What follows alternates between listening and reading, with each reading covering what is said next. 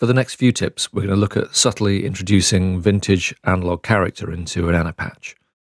Obviously, ANA is very well suited to doing analog subtractive synthesis emulations, and all I'm going to do is try and find some ways to bring out some of the character that's particularly associated with vintage instruments that are 40 years old now, often with past their best capacitors, components that are operating outside their proper tolerances, and really the lack of servicing on these machines is as much a part of their sound these days as the actual original designer's intent. So what I'm going to do is show you a trick I used a bunch of times on the preset pack I made, which is what I call voltage drift. So G-Env. Well, before we do it, let's get a little simple patch going. So just turn 1 and 2 on. Okay, let's get some vintage saws. Let's get the OB and a Jupiter. There we go.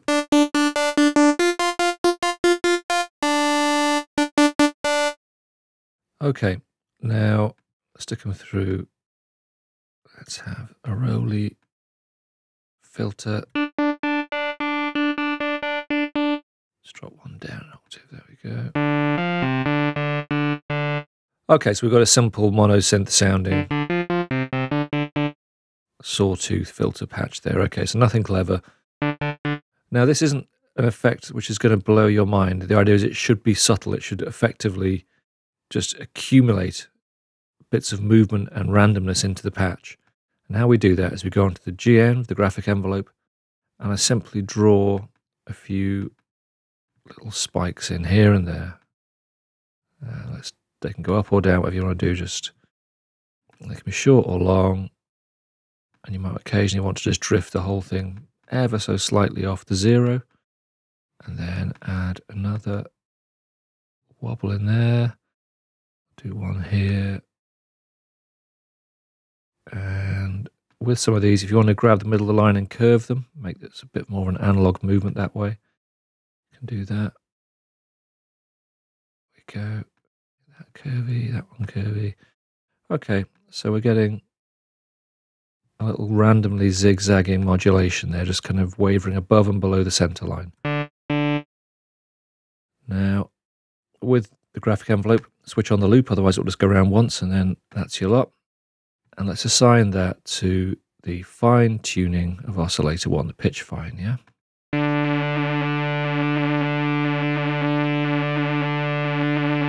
And you can hear straight away we've got a desperately out of tune oscillator there, which is tracking badly compared to its friend, which is kind of how these old things sound. Now that's at 100%, so it's very...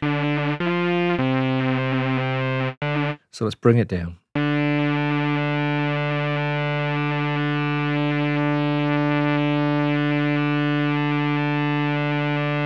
And let's slow it down a bit too.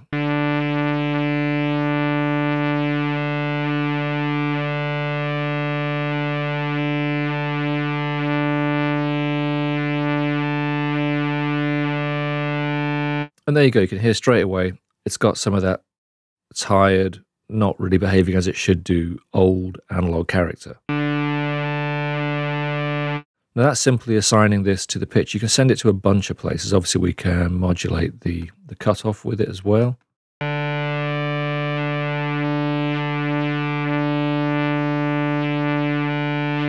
You can hear it like brightens up and those little buzzes as the pitch drifts, which actually kind of brings your attention even more to it, which means you can probably pull the amount down again.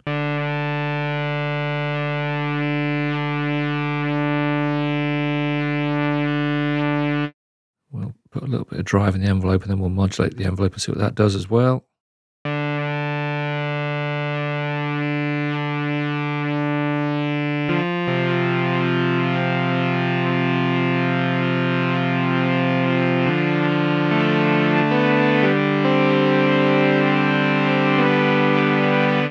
So that's using just the single envelope to modulate the cutoff, the filter drive, and the pitch of one of the oscillators so it's drifting against its mate. And straight away, we've got this more convincing...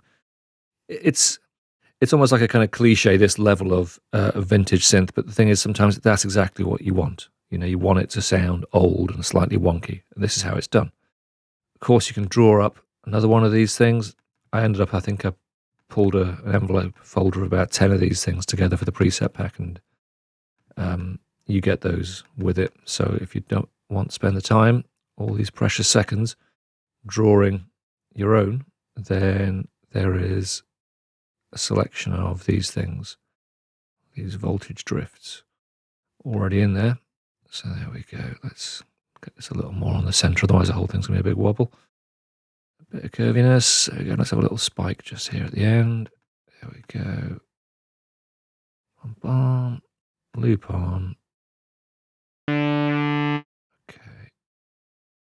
Now with that one, I'm going to assign it to the volume of oscillator 2, I think.